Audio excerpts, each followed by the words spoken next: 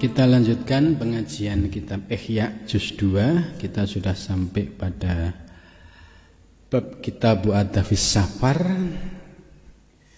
Sudah al-babul awal fil adab min awalin nuhud.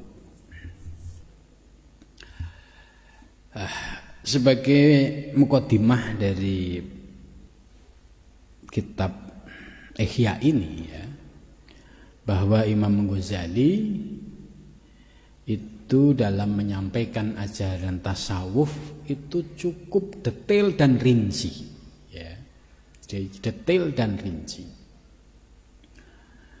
Namun selama ini ajaran Imam Ghazali ini ya oleh sebagian kalangan ya dituduh sebagai penyebab kemunduran Islam. Padahal sebenarnya tidak seperti itu. Itu karena ada faktor ya yang mengkaji, yang meneliti ya tidak sampai tuntas ya, sehingga dengan menyimpulkan bahwa Imam Ghazali itu mengajarkan zuhud ya, mengajarkan asketisme ya, tidak boleh aktivitas duniawi, dianjurkan untuk kholwat di tengah gunung. Padahal materi yang disampaikan oleh Imam Ghazali sangat utuh dan tidak seperti itu. Maka dengan mengkaji kitab ini kita akan memperoleh bagaimana pendapat Imam Ghazali yang sesungguhnya. Kita sudah sampai pada makalah wa ammat tasawwufu fa huwa ibaratun an tajarrudil qalbi lillahi ta'ala wastihqari ma siwallah. Wa amat tasawuf, dan adapun tasawuf yang disebut dengan tasawuf yaitu ibaratun an tajarrudil qalbi lillah, yaitu sebuah ibarat tentang bagaimana mengosongkan hati. Jadi tajarrudil qalbi, mengosongkan hati lillahi, hati ini hanya untuk Allah semata-mata. Jadi seorang salik yang menuju Allah, langkah pertama adalah mengosongkan hati dari segala sesuatu selain Allah. Termasuk yang harus dibersihkan di dalam hati, yaitu kecintaan-kecintaan terhadap materi duniawi. Orang mencintai materi, harta benda, derajat, pangkat, hal yang biasa. Tapi ketika kita belajar tasawuf, ya, kecintaan terhadap materi ini tidak boleh masuk ke dalam hati. Hati kita ini difokuskan, dibersihkan, disucikan, hati semata-mata untuk Allah. Sedangkan materi duniawi, ya jabatan, ya pangkat, kemudian kedudukan, ya mobil, rumah dan lain sebagainya, itu sebatas di tangan. Karena ini amanah, amanah dari Allah. Yang namanya amanah, suatu saat bisa dicabut oleh yang memberi amanah. Kalau posisinya di tangan bahwa harta benda jabatan ini amanah, maka amanah ini akan dijaga dengan sebaik-baiknya. Apabila suatu ketika amanah ini dicabut, diambil oleh yang punya, hati kita legowo. Oh iya ya, wong ini kan bukan milik saya. Ini kan diambil oleh pemiliknya. Ya sudah, kita ikhlasin. Tapi kalau hati ini dipenuhi dengan kecintaan terhadap materi, pangkat, derajat, ya, rumah mewah, mobil mewah, ketika satu-satu diambil oleh Allah karena sudah masuk ke dalam hati, resikonya hati ini akan sakit, tersayat dan menderita. Contoh orang yang sangat mencintai jabatan. Ketika dalam posisi jabatan, ya dianggap ini segala-galanya. Tapi suatu ketika Allah mencabut jabatan ini, ya, kalau sudah masuk ke dalam hati, banyak sekali ya pejabat yang depresi, stres, ya akhirnya muncul berbagai macam penyakit. Karena apa? Karena dimasukkan ke dalam hati. Tapi kalau di tangan enteng, ya jabatan semua milik Allah, harta milik Allah. Kalau diambil oleh yang punya, ya monggo kerso. Yang penting selama dititipin itu dijaga dengan baik. Ya.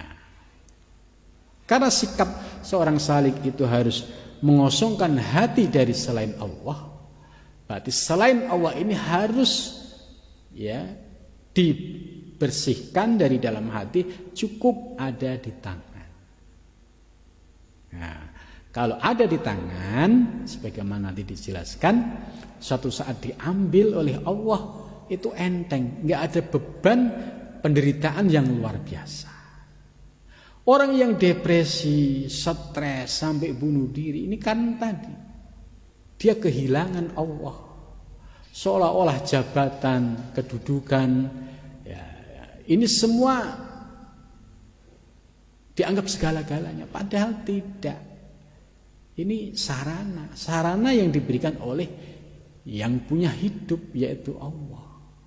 Ketika diambil yang punya, kita akan legowo, akan bisa menerima dengan baik. Maka supaya kita tidak stres ketika terjadi sesuatu, misalkan harta diambil oleh Allah, derajat diambil oleh Allah, apapun diambil oleh Allah, hati kita sudah legowo, hati kita sudah ikhlas, hati kita sudah pasrah kepada Allah Subhanahu wa ta'ala. Inilah yang disebut antajarudil qalbi lillah. Maka para salik pada tahap pertama itu dengan zikir nafi isbat la ilaha illallah, itu yang dinafikan itu adalah ilah-ilah, Tuhan-Tuhan yang memenuhi ruang hati dan pikiran kita.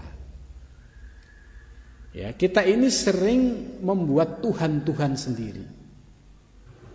Motor bisa menjadi Tuhan, mobil bisa menjadi Tuhan, rumah bisa menjadi Tuhan, pangkat bisa menjadi Tuhan. Kenapa? Karena sudah memasuki ruang hati dan mengalahkan kecintaan kita kepada Allah Subhanahu wa ta'ala. Maka ketika zikir nafi isbat la ilaha ini adalah Tuhan-Tuhan yang kita ciptakan tadi itu diruntuhkan, dinafikan, ditiadakan. Kemudian kita isbatkan illallah, dihantamkan ke hati. Ya, tidak ada Tuhan illallah kecuali Allah. Ya.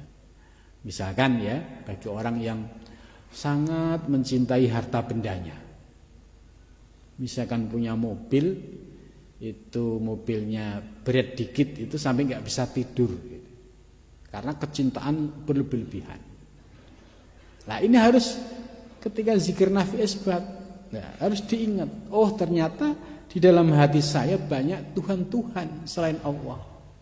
Maka perlu kita nafikan, tidak ada Tuhan, tidak ada yang kita cintai kecuali Allah.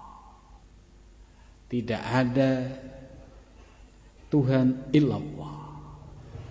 Jadi munculnya pikiran-pikiran yang mulai mencintai terhadap materi duniawi itu dikosongkan, kemudian diisbatkan illallah kecuali Allah. Sehingga puncaknya seorang salik itu ma fi qalbi siwallah, tidak ada di dalam hati kecuali Allah Subhanahu wa ta'ala. Lah, proses sampai kebersihan hati yang bisa merasakan nikmatnya ma fi qalbi siwallah, ini nggak bisa ujuk-ujuk, nggak bisa ngaji sekali dua kali terus bisa merasakan.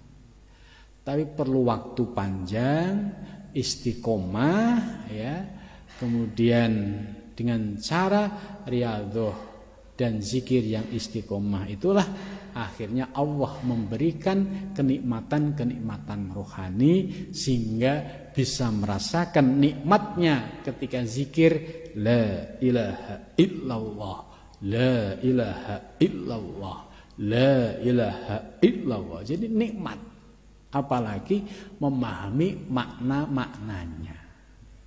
Ya, ini perlu proses waktu dan perlu kesungguhan. Ya.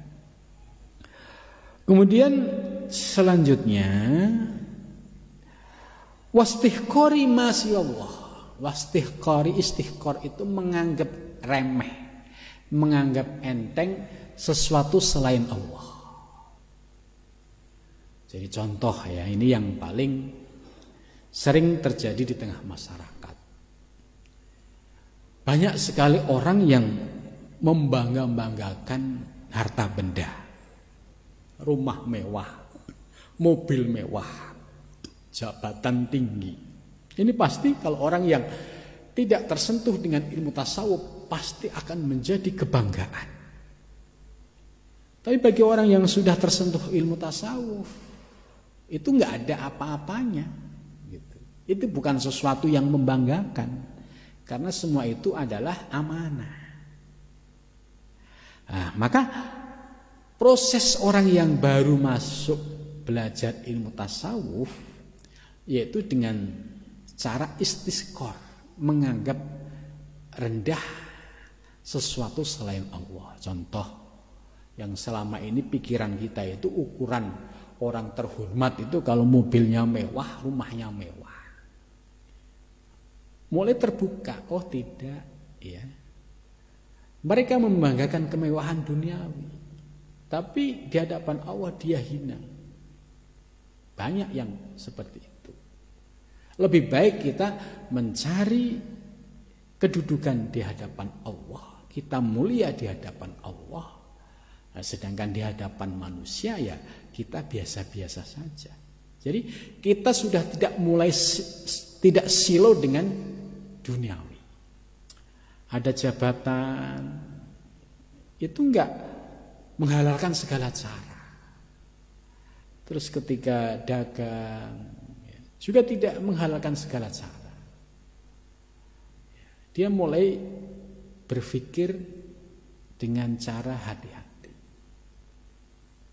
Ya, sebab dia sudah mulai menyadari bahwa kalau harta benda ini sampai diagungkan, dituhankan, ya, berarti kita siap menjadi hambanya. Sebaliknya kalau kita sudah mulai menganggap bahwa selain Allah tidak ada apa-apanya, ya hanya Allah yang berkuasa, maka kita akan diberikan kehormatan oleh Allah Subhanahu wa ta'ala. Jadi justru dunia yang akan menghamba kepada kita. Jadi ada pilihan. Kalau kita menghamba pada dunia, ya siap-siap kalian menjadi hamba. Tapi kalau kita merendahkan dunia, justru dunia nanti yang akan datang menghamba kepada kalian. Nah, ini proses ini yang dialami, dilakukan, dirasakan oleh para sufi. Jadi wastisqori masya Allah, ini kalimat ini sangat penting ya, sebab di dunia modern seperti ini ya, rata-rata orang itu ya gila jabatan, gila dunia, gila segala-galanya gitu. Nah, setelah belajar tasawuf dirombak total. Oh, dunia tidak boleh kita agungkan ya, dunia sebagai sebatas sarana. Ya, tujuan kita adalah Allah. Ilahi anta maksudi waridho kamatlubi. Nah, bagi para sufi ketika mendapatkan amanah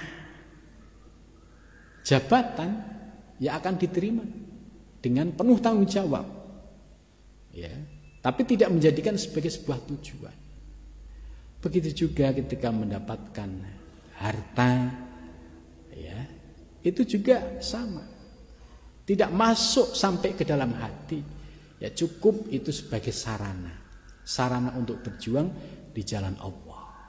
Sehingga dengan demikian kita tidak tertipu oleh duniawi yang tadi sangat mempesona. Maka sikap istighqar masyaallah ini penting, bisa menjadi landasan bagi orang-orang yang sedang berproses belajar ilmu tasawuf. Karena tanpa istighqar ya sulit untuk bisa menuhankan Allah ya secara yang sesungguhnya. Wa hasiluhu yarji'u ila amalil qalbi wal jawarih.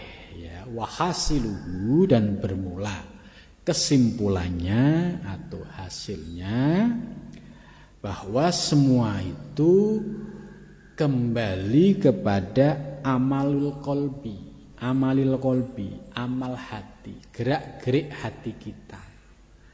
Hati kita ini terhadap duniawi itu seperti apa? Apakah mencintai yang berlebih-lebihan? Apakah biasa-biasa saja? Atau memang benar-benar ya tidak ada ma fi qalbi siwallah. Di dalam hatiku tidak ada kecuali Allah. Ini tergantung dari kualitas ya seorang salikin. Kalau orang awam ya sebelum ngaji tasawuf ya bisa jadi ya hatinya dipenuhi dengan kecintaan terhadap dunia. Tapi setelah belajar ilmu tasawuf, belajar zikir, ya, kemudian belajar ilmu tarekat, ya, diamalkan secara bertahap, akhirnya mendapatkan pencerahan, menemukan makna hakiki tentang duniawi. Gitu. Oh ternyata mulailah bisa menikmati ma fi qalbi Allah. Jadi semua berproses. Maka bagi kalangan para arifin billah ya di dalam hatinya ya tidak ada yang dicintai kecuali Allah Subhanahu wa taala. Wal jawarih dan aktivitas fisik, kegiatan. Aktivitas lahiriah ini sangat tergantung dari kondisi hati. Kalau hatinya orang yang hatinya sudah dipenuhi dengan kecintaan kepada Allah, itu melihat duniawi itu biasa-biasa saja, nggak terlalu bernafsu. Ya. Begitu juga ya, ketika ada sebuah kedudukan, kesempatan, itu juga biasa-biasa saja. Ya, senantiasa bersandar kepada Allah. Tidak bernafsu, menggebu-gebu, manuver sana sini gitu. Karena amal jawarih ini akan nampak ya, akan menjadi indikator dari gerak-gerik batinnya. Ya kita bisa melihat kehidupan ya di kantor, di luar. Ya, kalau kita melihat bagaimana manuver ya orang-orang yang hatinya dipenuhi dengan cinta duniawi, mereka menghalalkan segala cara. Tapi kalau hatinya sudah bersih, ya itu bisa sumeleh, bisa pasrah, ya tidak terlalu berambisi, dan dia juga bisa bersikap jujur.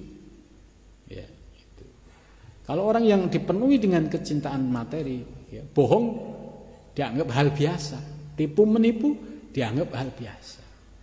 Manuver yang kotor dianggap hal biasa.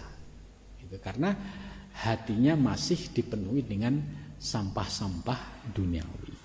Itu. Jadi amalil qalbi wal jawarih ini akan saling terkait. Melihat indikator jawarih, karena aktivitas fisik ini ya tergantung dari aktivitas gerak-gerik hatinya. Wa mahma fasadil amal, dan ketika amal itu rusak ya fatal aslu, maka ya hilanglah pokoknya. Maksudnya begini. Orang yang belum belajar ilmu tasawuf, ya, selama ini dia rajin ibadah. Misalkan jamaah ke masjid. Cuma yang mendorong mereka rajin jamaah ke masjid itu bukan karena Allah, tapi melainkan karena pengen dilihat tetangga kiri kanan, ya, supaya dikenal sebagai ahli ibadah. Jadi motivasinya itu masih riya, masih karena makhluk. Dan ini banyak sekali yang model seperti ini. Ini kan wa mahma fasadil amal, ketika amalnya itu rusak oleh penyakit riya. Setelah riya nanti ada ujub, ya, merasa heran, wah, kok saya hebat ya, bisa ibadah rajin jamaah ya, sementara si A itu nggak pernah jamaah. Akhirnya sudah mulai menjelekkan. Si B apalagi dia, padahal sudah haji dia. Gitu. Jadi ibadah dia sendiri belum tentu diterima, ya. Ditambah lagi dia menjelekkan, merendahkan orang lain. Jelas ini dosa. Jadi akhirnya wa mahma fasadil amal, ketika amalnya rusak, fatal aslu, ya, maka tidak dapat apa-apa. Tidak dapat istilahnya pahala pun tidak. Sebab apa? Sebab sudah rusak amalnya. Karena apa? Karena tidak memahami bahwa ada penyakit riya, penyakit ujub, penyakit takabur yang ini selalu mengepung terhadap orang-orang yang melaksanakan ibadah. Maka orang-orang yang sudah kenal ilmu tasawuf, ya, itu semangatnya tidak seperti kemarin. Sudah mulai melihat ke dalam diri, ya. Misalkan muncul, oh saya mau jamaah, tapi kok muncul lintasan pengen dilihat orang, ya, ada dua sikap. Dia menahan diri, akhirnya enggak ke masjid, atau dia tetap ke masjid dengan semangat bisikan ini dilawan. Tidak, aku masjid hanya beribadah untuk Allah. Oh, ini pasti nanti iblisnya, setannya, ya, ngedumel dia. Oh, sekarang kok susah ya, diganggu. Nah, ini manfaat dari orang yang sudah mulai belajar ngaji tasawuf, ya. Nah, mudah-mudahan ya dengan pengajian ini ya, baru 2 baris, ya, ternyata waktunya sudah cukup, ya. Mudah-mudahan dari penjelasan ini bisa bermanfaat buat kita, memperbaiki kualitas ibadah kita. Amin ya rabbal alamin. Wa nafiq lan tarik. Assalamualaikum warahmatullahi wabarakatuh.